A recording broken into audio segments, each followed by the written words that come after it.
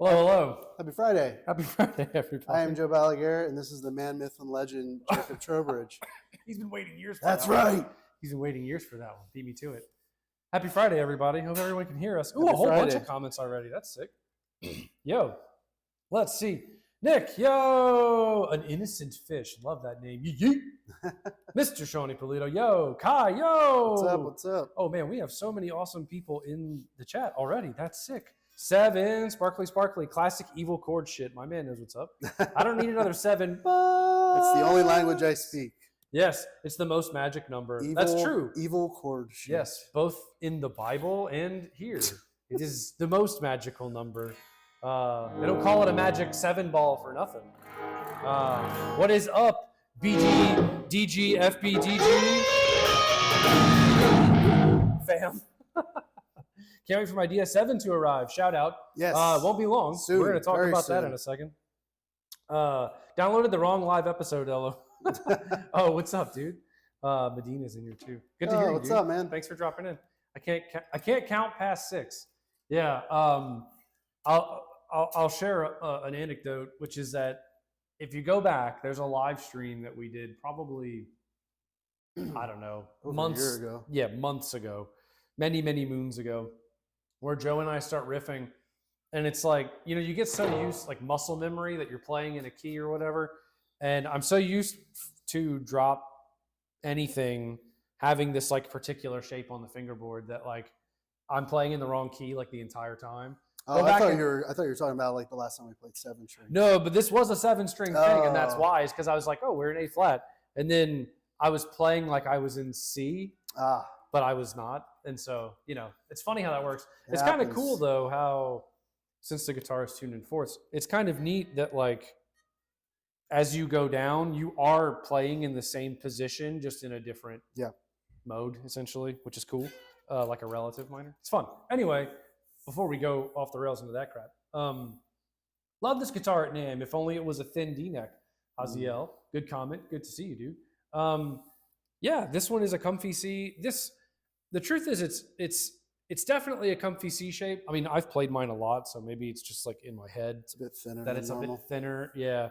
But yeah, good shout though. Comfy C, thin D. A lot of our 7-string players. Like the comfy C, because our comfy C doesn't, sometimes as you increase the string count, the neck actually gets thicker because you're just proportionally making the neck larger. We don't do that. So the thin D can almost feel thinner on a 7 or an 8 string than it does on a 6 string sometimes. Because of the width of the neck, it kind of gives your hand and your brain D. It's like an illusion. Yeah, the feeling that it is. It's an illusion. I don't know that chord. I think it's a D minor in that weird Image 7-fold song. Thin double D. Damn, Dave. Kai says the revised thin D is the best. Thank you, brah. Thanks, Kai. Yeah, thanks for those who haven't seen, Kai did a really sick video review this week on his YouTube channel of the Mitch 6, the Mitch Stark signature guitar, which they're out in the wild. Kai has one, and they're super unique. 28-inch scale, Evertune. 28.5-inch scale, yeah. What did I say? 28. Oh, sorry. 28.5-inch scale, yep. Bacote veneer, custom set of P90s that we tweaked for him, Evertune bridge. Super cool guitar. And Kai got some, specifically there was a tone he got at the front of the video where I think he was running through his JCM 800-esque amp, and he had a Jupiter Effects fuzz slamming the front of it. And as soon as he hit that first chord, I was like, Jesus Christ. You could feel it like through the monitor. Sounded so sick. The rest of the tones were killer too, but that was rad. So yeah, be sure to check that out.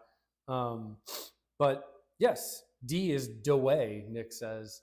Yeah, it's if you've played, let's see, I'm trying to think. We have not done many thin D production guitars. Because the Comfy C is just kind of like the standard. I don't think we've ever done a thin D production guitar besides like something artist related like Mitch's. Right. I think that may actually be the first one. That's true, because Tony's is a C. I was thinking of Tony's, but his is a C. Yep. Yeah, so many sick guitars. By the way, keep a lookout for all those artists because you never know what they're up to. Could be cool stuff in the pipeline. That's right. Maybe the Evertune Ambient Spada could be the first. Yeah, I appreciate that. We actually had a staff meeting earlier today, and Evertune Ambient Espada came up. So at the very least, it's in the conversation, even if it was met with a very, very hard and swift no. One day, it would be sick. Someone should make one. Do it. There have been some graces done with Evertunes on them, like semi-hollows. We have one in the other room. We do have one in the other room right now, which is pretty sick. So, have fun with that. But as Joe said, he's Joe, I'm Jake. This is the Balaguer. If you've never been here before, this is the Balaguer Guitars Friday live stream. Yes. We do this every other Friday at 2:30 p.m. This is one of those other Fridays, and it is just after 2:30 p.m. So here we are in the riff corner, V4, which is pretty sick. That's right. And we're here to riff. So we're going to talk about 7 strings today. We are both playing 7 strings. Based on the people who've already commented on the video, I would expect, or I should say I am expecting quite the participation level / opinion and or replies to be received. I'm just letting this roll on because that's what we're going to talk about today. And people have a lot of opinions about 7-string guitars and extended range guitars in general. So that's right. We're going to talk about them. These are Seraph models, our Seraph model. These are the USA series versions. So we did a USA run of them late last year, early this year. And we did them in 6s and 7s. The 6s were in 25.5-inch scale. The 7s, 27-inch scale. So both of these are 27-inch scale, 7-string. Yes. BalaguerGuitars.com, SeraphGuitars.com. And they have hipshot Ibby bridges. They have a custom paint job that we did just for this run, which is called Metallic Jewel White. This one is mine because I think this finish is one of the coolest finishes we've ever done. And I love the roasted flame maple neck, which I think should come through because it's hella flamey with a roasted flame maple fingerboard. It's got the fission buckers in it, which anyone who's been around knows those are my favorite of our pickups. So it really it ticked a lot of boxes for me on a 7-string, and it absolutely rips. That one, the one that Joe's playing, is available for sale. However, only right now through here. We have not posted it on the website yet because Joe is working his magic. And after his magic has been worked, which it has been, it will be available for sale. Yep. So if you want it, let us know. First dibs to anyone who's in the live stream. Yeah, really just send us an email, info@BalaguerGuitars.com. First person who emails is first in line. But yeah, like Jake said, this metallic jewel white's cool. It's kind of like a Cadillac white. Like if you've ever seen some of the, I don't know, I would say the early maybe like 2000 to 2008 Cadillacs, like the car. They did a white that was like a pearl white. Wait, there's a Cadillac car? I don't know. Maybe the people overseas have ever heard of Cadillac. Who knows? Shout out. But yeah, so it's kind of like an off-white, almost like an eggshell white. But the special part about it is the flake that is in the finish. It is semi-holographic. So sometimes you get a green, sometimes you get a blue reflective property off of the flake itself. It's very understated from far away, but as soon as you get about a few feet away from it, you're like, oh, whoa, that's pretty cool. So it's the only time we've ever offered this specific finish. So you can only get it on this USA run like Jake said, we did 6s and 7s, the metallic jewel white, a metallic rose gold, and a metallic black. Correct. This is the last 7-string that we have available. Yes. And then we are completely sold out. I think other than that, the only ones that are out in the wild are maybe the 6th probably with Matt D. Well, that too. We also have one out with our buddy Drew over at Fast Red Pony Car YouTube channel. Yes. He recently shot some cool content that's going to be out soon. Yeah, super sick. With a 6-string Seraph, and that is just on loan, so that'll be back to us in a little bit. But unless he wants it, in which case. Unless he wants it, then he can buy it for sure. But just assuming that that's not the case. Yeah. We may have a 6-string. It's in the same finish, right? Yes. Yeah. So we may have a 6-string coming back to us as well. Maybe not. I don't know. But but check them out. They're super sick. Yeah. 5-way super switch. 1 volume, not a push pull, just normal volume. Yeah. Just with the humbuckers, spoke wheel truss rod access, stainless steel, medium jumbo frets, Jess Car fret wire, and hip shot locking tuners. Oh yeah, hip shot open gear tuners, pretty sick. Yeah. Yeah. They rip. They're super comfortable. I would say it's less shreddy than a lot of like modern 7-string baritone guitars, which to me is appealing because it's certainly not vintage in its spec. The access is insane. The heel on these guitars is crazy, and the feel is great. Super slick, 27-inch scale, like we said. So it's definitely what we do, which is the aesthetic is much more classic than the vibe when you play it. So they're very cool. They're fast for sure. Yeah, be sure to check them out. The Seraph, in my opinion, is probably our most comfortable shape. It's wild to play one, and yeah, give it a shot if you don't know. Let's see. Kai says, I've never owned a 7-string for more than a month, but I currently have 2 incoming. Sick. Nice. Glad to hear that. That's how it is. It do be that way. He also has block inlays on multi-scale. I need this so bad. Yeah, it's tough. You never know. You never know. We've talked about it. We've looked at it. What next year holds. Yeah, there are lots of things that we talk about. Medina says, I've been wanting to get into some extended range scales. The Tony P Sig I felt like would have been a good intro since it's not a massive difference. Yeah, Draven, yo, what's up, dude? Hey, what's up, man? Good to see you. Yeah, that's a good point, dude. I think that the extended range scale, the Tony P Sig specifically, I think a lot of people, I would be surprised if less than half of the people who bought those were not buying their first baritone, because it had that vibe of something that like didn't come across as a baritone, but as was super metal. Yeah. Yeah. But boy, those guitars ripped, and we sold out of them in like days. Similar to the other artist stuff, I would say keep an eye out. You'll probably see more of them in the not so distant future. For sure. Tony's also the frickin' man, by the way. Shout out to Tony Pizzuti, man, myth legend, all around amazing dude who is awesome. Always been a great hang, super kind guy, and a ripper of a guitar player. Yeah. Kai says Jake makes a great booth babe. Aw, I appreciate that. That's the kind of positivity I'm looking for. That's right. It's kind of positivity the world needs right now. Yeah. Kai. Unfortunately, you're gonna find me in the booth in a like bikini this year, and then you'll feel differently. Oh no. Mario, yo, what's up, dude? So far, for as much time as I've spent in the builder with various woods and finishes, I'm amazed at how badass those look in just white, but with the maple fretboard. Yeah, it's there. We were talking about this earlier too. There are certain spec combos that are just classic. Like even in a modern guitar, doing white with roasted flame maple, it calls back to, I think at some point in everyone's life they wanted a white Strat with a maple neck. Like it has that image is burned in your brain from Hendrix on. Yeah. And even modern players, everyone from Billy Corgan to, who am I thinking of? He has a signature Fender that's got the Sustainiac in the neck. Ed O'Brien. Oh, okay. So like all of those are like white guitars with maple necks and maple fingerboards, and it has an aesthetic, and I think it leans into again what we do, which is that if you want something crazy modern that you want to destroy the world with, we can do that, but also for sure we can do the balance of like something that plays and sets up like a modern guitar but looks like it wouldn't be out of place. Yeah. I mean, doing metal. these guitars in general, I feel like whether you're playing prog, Dream Theater-esque stuff to Periphery to, Mitch from Silent Planet, shout out, who's actually filling in for Dayseeker right now. He has the black version of this Seraph 7-string, and we put an Evertune in it for him. So if you're seeing Dayseeker out right now on tour, yep.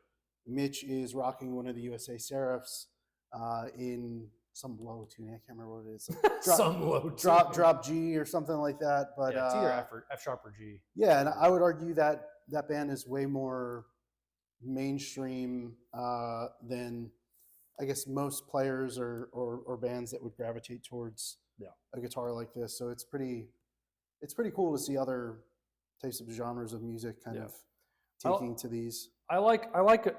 I mean, this is total personal opinion. You know, opinions expressed in this interview are not the opinions of BalaguerGuitars.com.org.gov.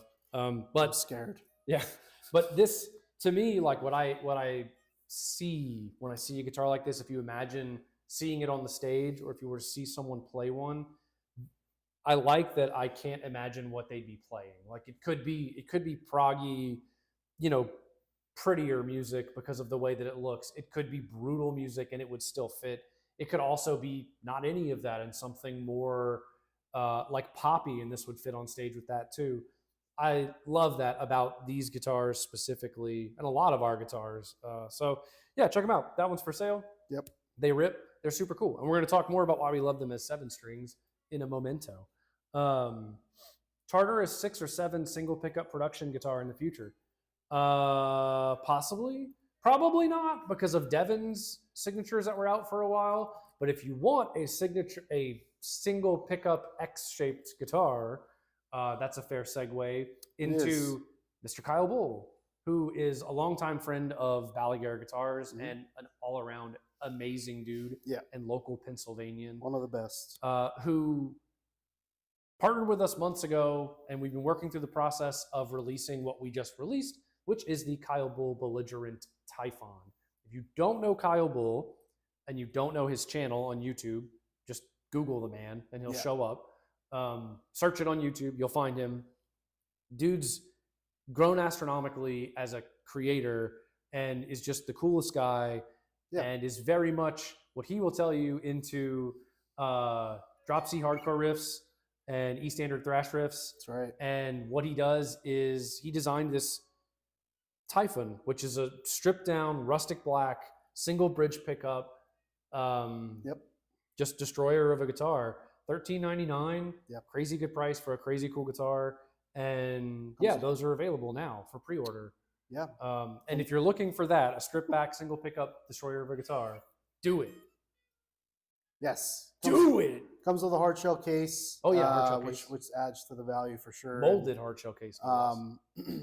Yeah. Form fit is what I was trying to say. Yeah, the inside of it's form fitted to the body shape. Because that's case. The one thing that's always tough when you're buying some kind of X-shaped or extreme shaped guitar is finding a hard shell case for it. And when you do find a hard shell case for it, it's normally $150 to $200.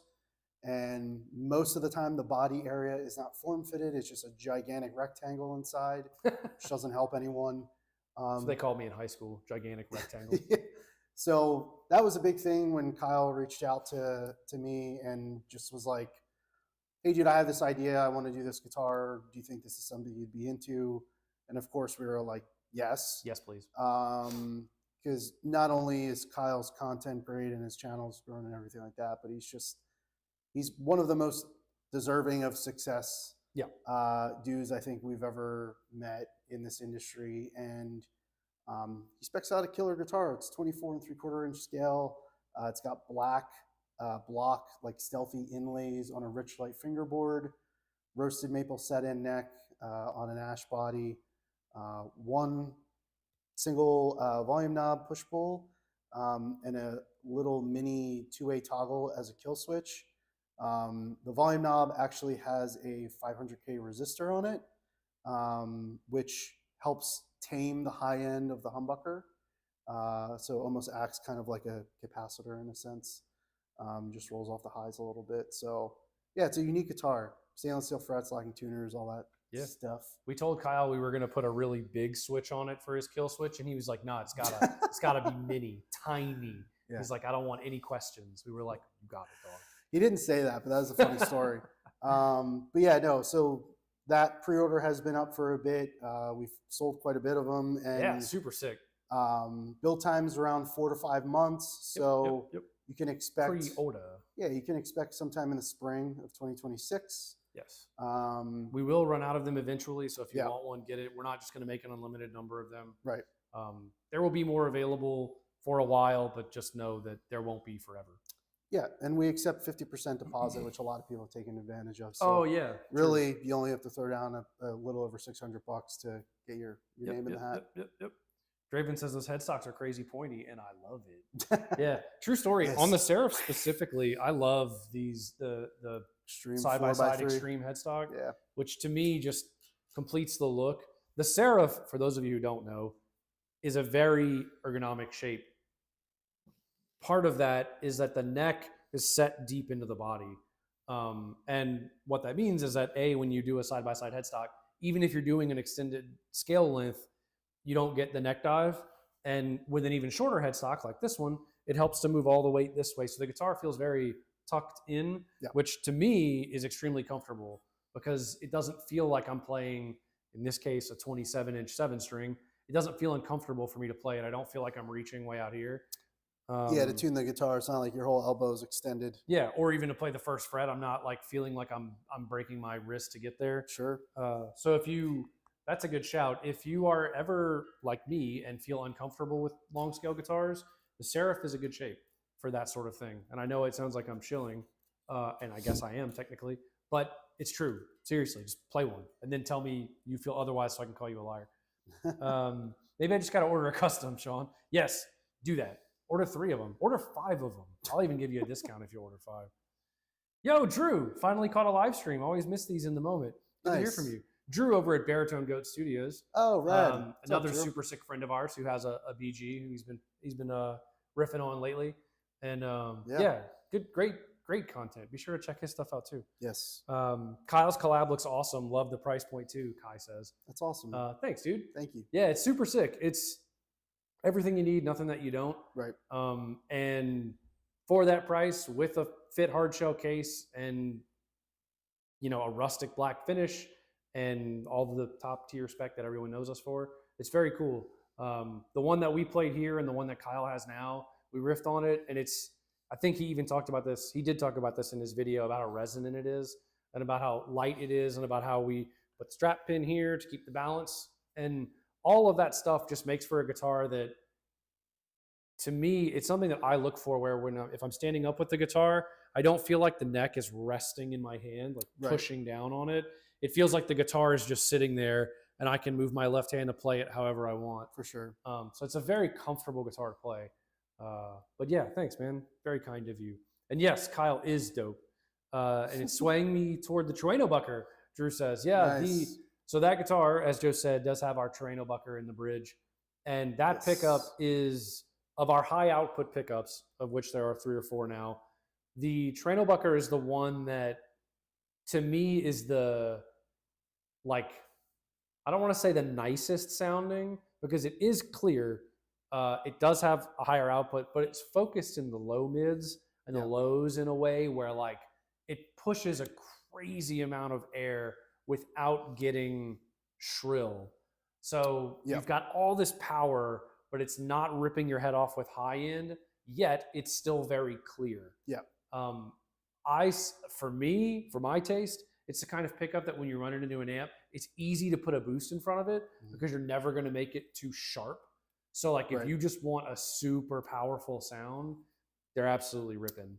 And it's sonically the most similar to the Hypernova without having the ceramic pickup. Yes. Or ceramic magnet in the pickup. Yeah. It's an Alnico 5 magnet humbucker. The Fission Bucker, I would say, sits between the Hypernova and the Trueno Bucker in regards to kind of the overall dynamic range. Fission Buckers are what is in the but the Trueno Bucker just has that additional upper mid frequency. When you listen to Kyle's tone in his video, his actual release video of the guitar, you can tell that it just has that higher mid range punch. And he was texting me like the day he was running through all the different amps that he put it through. And he's like, dude, I don't even need to put a boost in front of these amps, which is unlike him. Just because it has that mid forward push that you want when you're boosting an amp. So Brian, I suck. I'm sorry. I was talking to Drew earlier and I lost my mind. So Brian, not Drew, over at Baritone Goat Studios. I'm an idiot. Oh, Drew from Fast Red Pony Car. Yeah, because we were talking. That's what we were talking about earlier. Yeah, before you hopped in, we were talking about Fast Red Pony Car, and I was thinking about Drew. My bad. I own that one. I'm sorry. But I'm glad you called me out on it because I promise I'm not an asshole. I'm just stupid. But I'm glad you're here, dude. Hypernova Slays, bring back the Gorilla Bucker. You never know, but we'll see what happens. So Kyle Bull's guitars, they are sick. Thank you everyone for the kind words on that too. I know, Kyle's general positive vibe and his wanting to only make gear cool and people have nice time on the internet and in the world makes us happy. He's a great guy to work with. And yeah, check it out. Check out his YouTube channel. Check out the guitar. They are available for pre-order now at BalaguerGuitars.com. Yes. Joe, what did we do last week? So what did we do last week? We had a Black Friday sale. We had a big Black Friday sale. We took some time off for Thanksgiving, which was nice. Happy Thanksgiving to everyone who enjoyed some time off, I hope. Here in the States, where we celebrate Western expansion and manifest destiny, destroying an entire native culture of people. I was going to say something like that. Yeah, yes. But it is also an opportunity for us to be thankful for what we have. Yes, and more importantly, there is nothing that, and I don't want to put words in Joe's mouth, although I know he'll agree with me. There's nothing we are more thankful for than everyone who, hops in the chat, hangs out with us, has been a part of the BG fam, whether it's a long time, 10 years at this point, or in the last 10 days. The part of the job that we enjoy the most is this sort of stuff, just being able to hang and chat and see everyone and play guitar. And we would not have the opportunity to do this if it were not for all of you amazing people, as well as the amazing people who aren't here, who play our guitars, like our guitars, get to know us and know that we're not a bunch of weirdo losers and we actually care about people and guitar and the world. And, I'm trying not to let this sort of take the path of sentimentality, not because I don't want to be sentimental, but because I'll be here all day. But it is really great. And we are so very thankful for all of you. Very thankful, very grateful. And just to echo what Jake said, doing a Black Friday sale every year is less about late-stage capitalism. Yeah, is less about joining the capitalism, consumerism train and more about like an end of year, like give back type of thing where, we extend ourselves a little bit by doing some big discounts and getting things more available to everyone. Yeah. And just thank you everyone so much for not just the support, but just allowing us to do this for the last 10 years and continuing to do it. It's been awesome. So, we did the Black Friday sale, 10% off, free black finishes. A lot of people took advantage of the black finish thing, which was awesome because you save anywhere from $95 to $300 on the type of black finish you choose. And beyond that, and the Kyle Bull launch, we have a few other things planned this month. Not going to talk to that just yet, but definitely be on the lookout before Santa comes a knocking. Yeah. Because does he knock on your chimney? I don't know what he does. But yeah, so the year is not over yet. Yes. But Joe's gonna keep talking about this while I go make sure the the monitor's on because we haven't played it in a minute. But beyond last week, just to recap, do some kind of do some kind of DS7 and 10th anniversary chat. For those of you who don't know, don't look at my butt. Those are our latest production runs that have been in production for the last handful of months. Those are now completed and on their way to us. So if you pre-order if you pre-ordered a Devin Scheidegger 7-string signature guitar, oh yeah, or a 10th anniversary Growler, Espada, Diablo bass, Goliath bass, those are complete and on their way to us, and then they will go through quality control, and then set up, and then shipping to you or our lovely retailers. Yes. So not too long to wait on those. So we'll post about them. I'm sure you'll see us post photos when we get them all busted out and everything. But just a heads up, not much longer to wait on that. They are very cool, and we are very excited for them. Lots of things to look forward to. That, the specs, the Kyle Bull Run, all of that stuff. Like Joe said, we do have some other things to chat about later this month. That's right. And then, of course, we have NAMM coming up. So we will be at the NAMM show in January. So come see us if you'll be in California. But I'm sure you'll hear about more stuff then, too. That's right. So many cool things. I know Drew. His channel rocks, Brian says.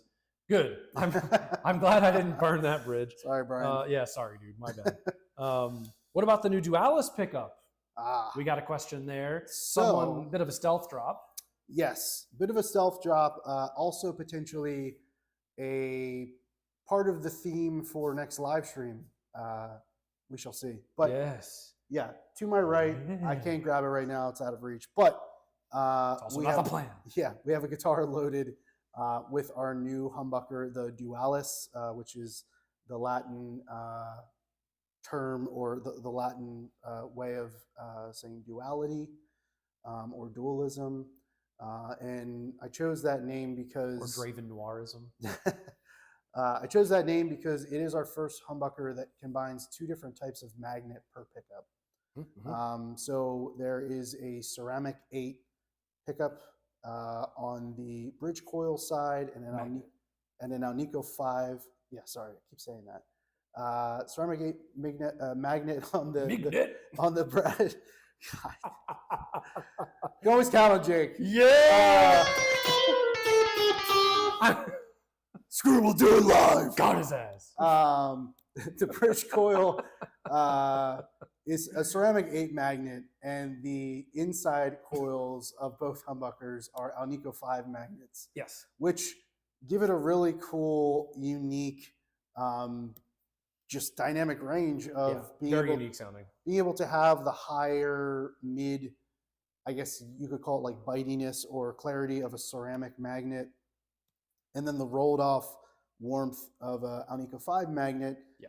And it really stands on its own if you compare it back to any of our other humbuckers. Yes, it does not sound like anything else. Yeah. So I would say if you really are just looking for something unique that can do anything from mid-gain bluesy rock to modern metal, it really is something that it's unique. Especially when you pair it with certain specs in a guitar. I think depending on what you're playing, this is all situational. It may be the perfect pickup for you. So we will have more info on that soon as far as like product demos, sound samples, things like that. But we wanted to get it out as just a cool addition to the builder during the sale, alongside some other things like roasted flame maple binding, and Quantum Sparkle finish, just as reminders. Yes. Those are all now available in the builder. 12-inch radius. 12-inch radius is a big one as well. Yes. So yeah, there's a lot of really cool things in the builder now that were not in there previously. Yes. And the Dualis pickup is something I'm really proud of and happy about us finally doing. But that is for another time. Yes, it is. One final thing that I will say is one of my favorite things about the Dualis set, which Dave is asking about now. He wants to know, can you choose which coil it splits to? And the answer is no, because they're wired. I mean, you could, but you'd end up with an out-of-phase sound. Yeah. But they are intentionally built so that when you split, it splits to the Alnico 5 coil, which makes for, in my opinion, maybe the best split coil sounds that we have because of the way they're wound to pair with the ceramic 8 magnet. So you get a very true bell, like very pretty bell-like single coil sound when you split them. So that's a great question. It was the very first thing I asked Joe, which is, are they set up where when you split, you get the Alnico 5 coils? And the answer is yes, and they sound sick. Draven says he's thankful for you, by the way. Oh, thankful for you. He's Draven. thankful for you with the number 4. Nice. Can you choose? Yes. So there you go. I feel like I saw a post about this, but any plans to do headstock binding? Draven asks. So we do headstock binding on certain shapes. Like these. So the side-by-side headstocks can all have binding. Yep. The inline headstocks we don't currently offer binding on because of how clean we like the binding lines and seams to be. Yeah. And when you're doing binding on inline headstocks, it's just very difficult to have the binding seams where each binding meets at different points of the headstock to get it clean and to not get dust particles or dirt or glue residue in there. It just looks kind of rough. And because we do the two-tone headstock, that's another reason. Where the elevation drops, you end up having to use, like there has to be a seam there because you can't use the same thickness binding. We would have to do a flat headstock, which is just not something with our inline headstocks we do by default. So we can get binding on the side-by-sides. And that's kind of always been our thing. Yeah. Dave says the outer ceramic. Yes, so the outer coils are ceramic, the inner coils are Alnico. And the inner coils are what it splits to, whether you're on a 5-way switch or splitting with a push-pull pot or anything like that. And if you're ordering a select custom and you choose those humbuckers and you put in your order notes that you want the outer coils to be the ones that are splittable, if we're making you a select custom guitar, we can change the pickups to be that way and accommodate, because it is every select custom that we make that has our pickups, those pickups are custom made for that guitar. Yes. So with that said, like if you wanted the the ceramic magnet coils to be the ones that split, we can do that. We can do that. It's not a big deal. It's not the design intent, and we'll make fun of you forever, but we can do that. No, I'm just kidding, Dave. Good question though. Dave says, "Cool." Nice. Okay. Haziel says, hypothetically, if I was going to mock up hypothetically in all caps, if I was going to mock up my next build with house pickups, Dualis versus Hypernova for lower tunings, i.e. F to C1. So very low tunings. Very, very low. So that low, I would stick with the Hypernova, because the ceramic magnet, it really like envelops the low end in a way that just continually creates like a curve of clarity that you cannot get. Band name, Curve of Clarity. You cannot get with a pickup that has any kind of Alnico magnet in the construction. I think Alnico magnets in general, in humbuckers, regardless of how the humbucker is made, there is a limit of overall clarity and resonance that I think when you start going that low, like E1 and lower, especially for like Spirit Box stuff and Meshuggah and things that are that low, the ceramic magnet is hard to beat. Just because it is such a hi-fi, you know, the magnetic field is so strong that it lends to such a hi-fi pickup design that I would just stick with ceramic. I would stick with a Hypernova. Yeah. I would say personally, and maybe that's a good segue into 7 strings and sort of what lower tunings offer you and how pickups affect all of that, because that stuff makes a difference. For example, a 7-string pickup is not just a larger version of a 6-string pickup. If you do that, it's not going to sound the same because the physical magnet in the pickup is larger. The base plate is larger. You have an extra area added to the magnetic field. Like all of those things change. So when you talk about what you need for low tunings, for example, if you're talking about a 30-inch baritone for something super, super duper low, you know, you're using a 6-string pickup. At that point, you're getting the extra tightness of the scale length, so you're going to have the additional clarity by virtue of just using a long scale guitar, but you're going to have to use super heavy strings because you're tuned down so low. Yeah. So the thickness of the string greatly impacts the end tone, the signal coming out of the guitar and what's heard, because you've got more metal there for the pickups to pick up. So when you say use a 6-string baritone tuned to, drop E or E1 or whatever for metal with big strings on it versus a 7-string where you're using different string gauges typically to get to the same effect, unless you're also using a 30-inch, but I just mean typically that's the comparison.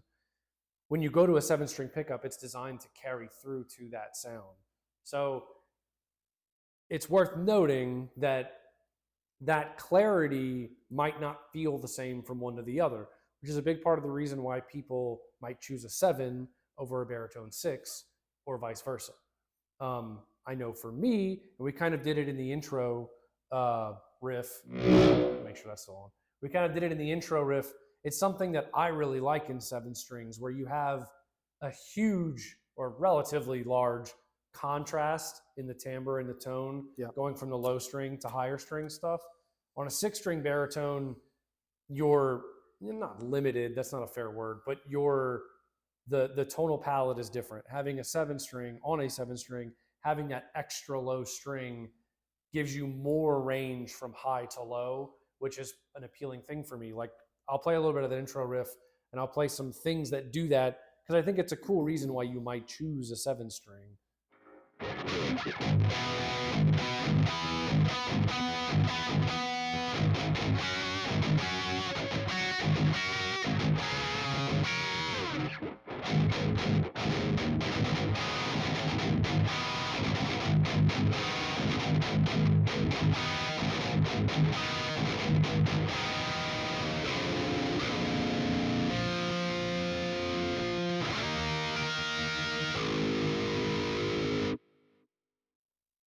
To me, I like to hear that big jump in tone when you do something like that. And drop tuning already does that. These are both in drop A flat, by the way. Drop tuning gives you that even on a 6-string, but not in the same way that it does on a 7. Yeah. Where when you go from playing high stuff to hitting that low whatever it is, you hear that big thing, which I somewhat tongue-in-cheek, but I call it the wow factor. So that wow factor of getting that really low is just a super cool thing that is accentuated on a 7 in a way that it's not on a 6 most of the time. I think for me, because so many 6 strings are now available in all the scale lengths that 7 strings have come in the last however many years by standard, 25 and a half, 27, now even longer, 28 and a half, 29, 30, etc. That for me, it is more about the, having the additional string and not being tied to the same amount of strings, where you can have these larger chords, these larger jumps in frequencies. Like when I'm thinking about, I'll say the band name again, Spirit Box. What's it? What's the band name? Yeah, Spirit Box. Oh, okay, Spirit Box. When I think about Mike Stringer and like how he plays and how he utilizes like extended range guitars in that way, where he's not just chugging the entire time. Like there's a lot of things he's doing where he's using the whole fingerboard, that I feel like having that extra string and approaching the guitar in a way where, like, if I'm playing this like very large extended add 9 chord, I can hit the low A flat and I'm hitting all 7 notes of this extended chord instead of being limited. So something like this. Show me what it sounds like, Joe.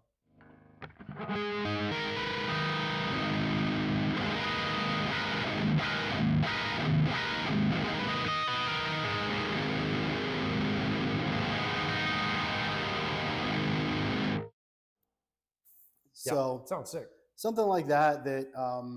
I think that's the minor difference there. Of like, obviously there are a few other variables, like there's more wood. There's wood. I can't speak today. It's Friday. There's more wood involved. It's a wider neck. There's more going on structurally with the guitar that I think also lends to a different timbre in everything going on, Yeah. the resonance, all that kind of stuff. Doesn't mean you can't make a baritone 6-string sound as good as a 7-string and vice versa. Oh yeah, sure. I think it really comes down to preference and kind of how you play and what type of tones and chordal varieties you need at your disposal. Yeah. Nick says he calls it the chonk. The chonk. The chonk. Yeah. It's true. We need a Wes Borland-esque 4-string option because he only plays 4 strings, Kai says, the lower 4 strings. Yeah, that's not a bad idea. We could probably do whatever. We'll probably just leave the 2 strings off. You'll request a 4-string, we'll agree to do it, and we'll just...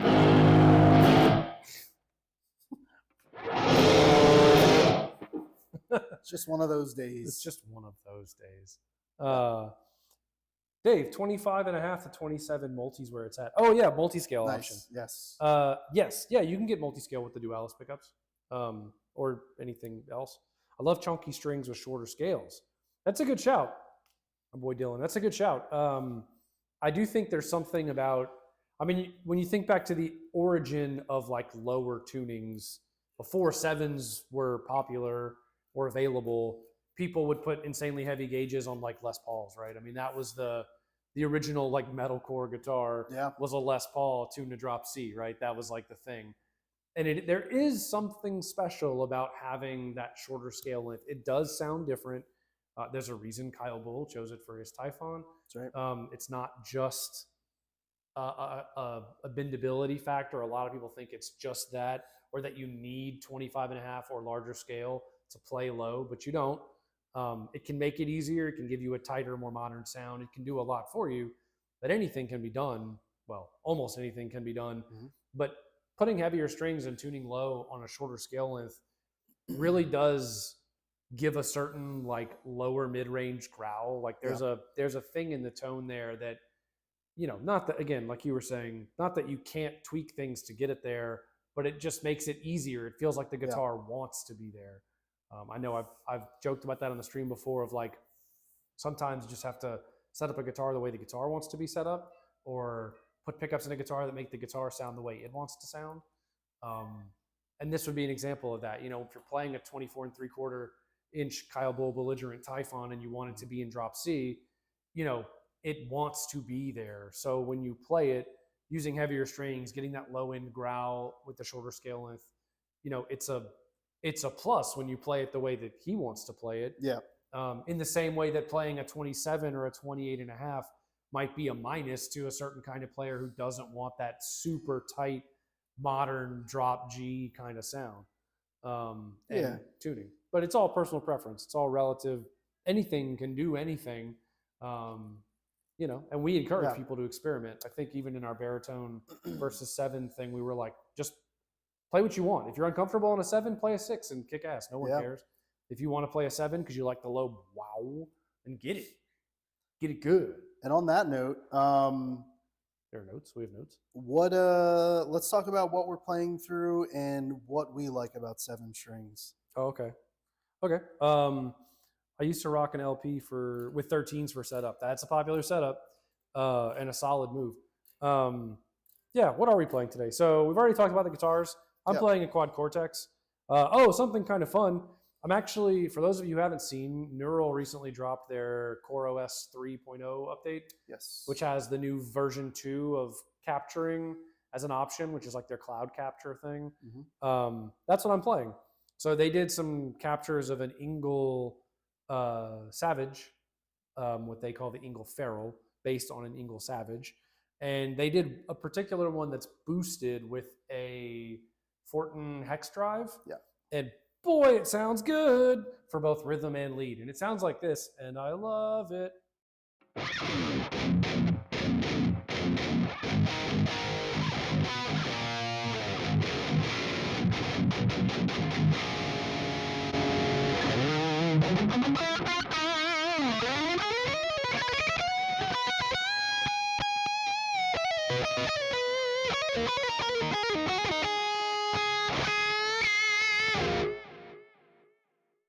Sounds ripping.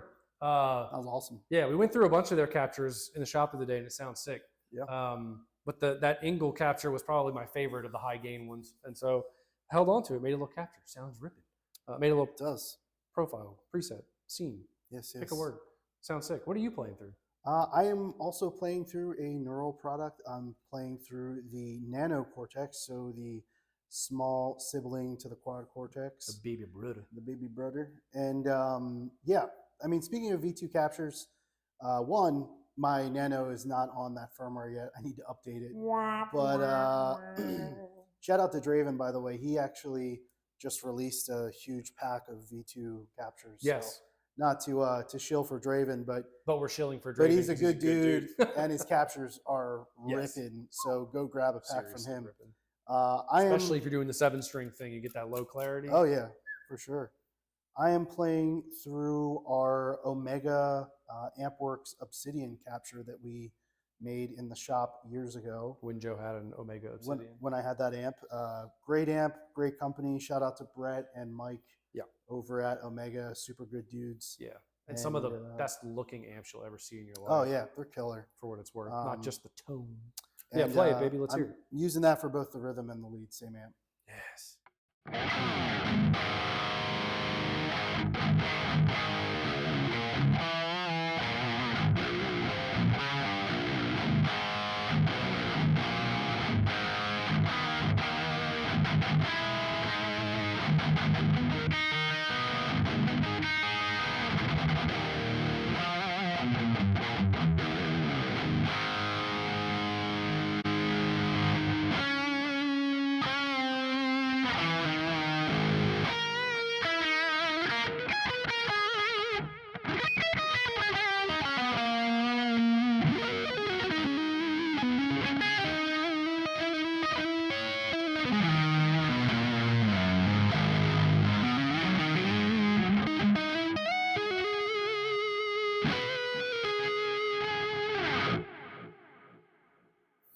Yo, how many years did it take you to learn to play the guitar?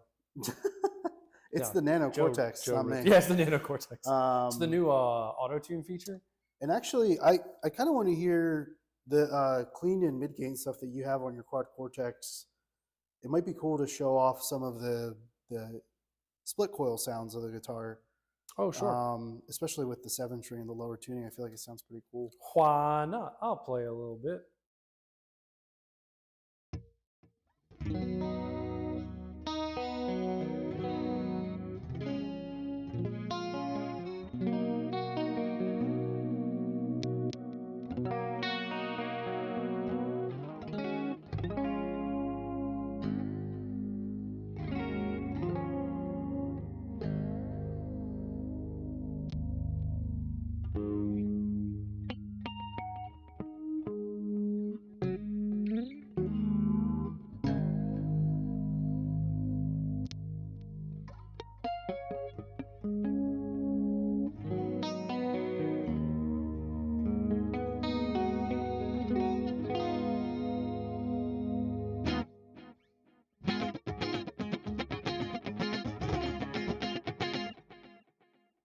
Pretty rad. Yes, sounds cool. No, it sounds really good. I mean, everyone knows I'm a huge fan of the Fish and Buckers. They do that thing so well. It makes me so happy. You know. But yeah, it's ripping. Nick says the Dumble and the Rev were his favorites out of the new ones. The Dumble stuff is cool. Sounds good. I have had the privilege of playing one, and they're great, and the captures sound legit. It's not my kind of sound. As Joe's like, I know you're not a Dumble guy, but like, we got to play this. We played it, and it sounds sick. It does sound cool for the mid-gain stuff. Yeah, it really does. And the Rev stuff sounds sick too. If you've never played a Rev amp, they have a very unique sound, and the captures do them justice. The amps are also awesome. Great guys, Derek and everyone over at Rev. Super cool Derek, people. Sam, Dan, all those dudes. Kai says the Beatronics captures in that update blew my mind. Yeah, it's funny you say that. So anyone who's seen my board, it's right there. You can see a Beatronics pedal right there. There's also one on the shelf right there. I'm a big fan of Beatronics. Great guys, great outfit, great pedals. And I was always looking for an octave fuzz in the QC. They didn't have one.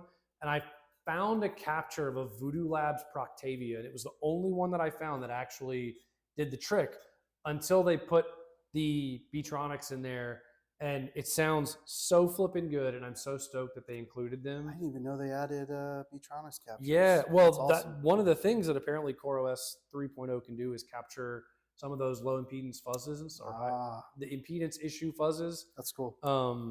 So yeah, I want to mess around with capturing some more things to see how that shows up if I can do it. You gave Joe the same voice as Jamie from MythBusters. Yeah, it's an art, you know. Something like that. I'm always busting Joe's myths, busting Joe's. I did just get the nano from the last live stream. Sick, dude. Send me some of your captures. That's awesome. Follow us. I'm Jacus Urungus, and then we are at Balaguer Guitars. Yeah. We have a bunch of that stuff up there. In fact, I believe the Obsidian is up there. If it's not, it is. It should be. There are a bunch of amps up there. It's public. Yeah, check it out. Sean says, I like 7 strings at 26.5-inch scale when going below B standard. I can keep the strings tighter and get the wow on the low strings while staying in tune. Yeah, true story. For me, I don't think I would ever do a 7 less than 26.5-inch. It's like a whale scale. Yeah, you like that? Let me see.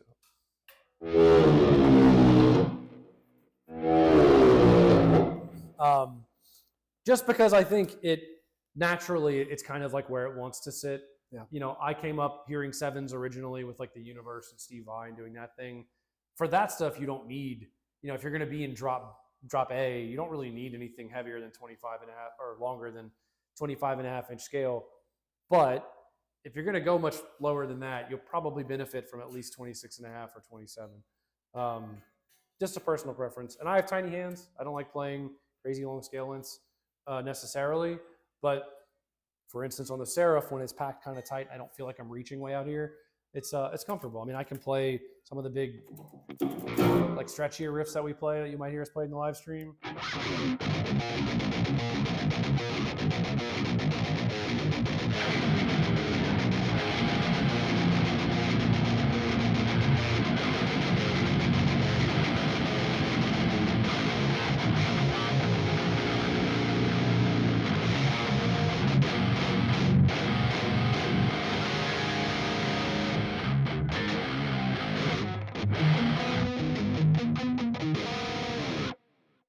But yeah, doing the bigger stretch stuff, like there are moments, you know, like in a riff like that where I'm doing big stretches that aren't as comfortable for me on a 7 as they are on a 6. But like, and this is a 27-inch, and if I can play it, I promise you can, because, you know, God did not see fit to bless me with large hands.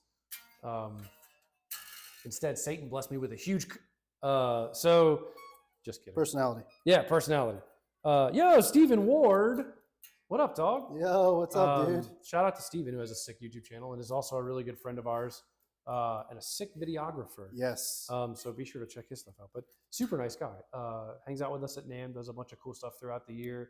If you've seen our pickup videos, Steven did a lot of the back end work for us on the edits and getting those out. Yep. So shout out to him. Yes. And if you haven't seen our pickup demos, go check them out. Yep. Just realized I could do a V2 capture of the Warlow Model T. Yeah, dude.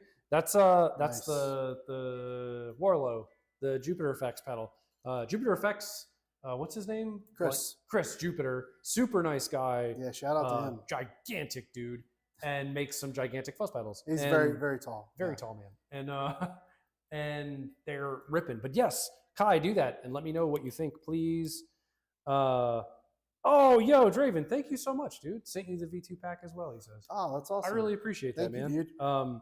I have a bunch of captures from Draven in the V1 stuff. Yeah. And it's like, I still use a bunch of them because I think they're absolutely ripping. Yeah, next stream, we'll have to load some up. Yes, that's a good shout. Thank you, dude. Seriously, I appreciate that. Steven says, definitely curious to hear how accurate the V2 captures are with compressors. I haven't updated yet, though. Always give it a month just in case. Yeah, that's... And we're not too kind. You rule, dude. I'm especially curious to try the Bogner Harlow. I mean, I run compression on my clean and some of my mid-gain sounds. And Ken Blum, shout out. I don't think he's here for the chat, but a friend of ours, Ken, who plays in the Man in the Machine and is a super sick guitar player. He runs compression in his QC like Bo does, Bo Burchell from Samson, where he runs compressor in front for some things, and then compressor post, like studio style for certain things. And it makes for a very cool sound. And I'm curious how the V2 stuff will translate there in a more studio way, where you get more of that preamp coloration, since that's apparently what it's capturing more of in the compressors. Yeah, it's wild. Like what they're saying it can do, I hear it in the captures, but I want to try it myself. And if it can really do what they're saying it can do, it's the leap forward in capturing that I don't think people thought was a thing, because I don't think anyone thought you'd be able to do it. So shout out to them with their crazy neural robots or whatever they've got going on over there. Yeah, they're ahead of the curve, that's for sure. It's super sick. So if you're into 7 strings, we've talked about a couple things today. Timbre differences, being able to go from the to the is pretty sick. Giant chord voicings like Joe was talking about, doing really big. That's what I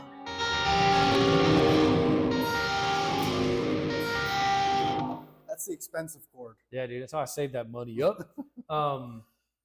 But all of those sorts of things sound super sick for 7 strings. Having that range, having the feel, different tensions, different pickups, all of that stuff reacts differently with 7 strings than it does with baritone 6s. So if you ever wanted to try one out,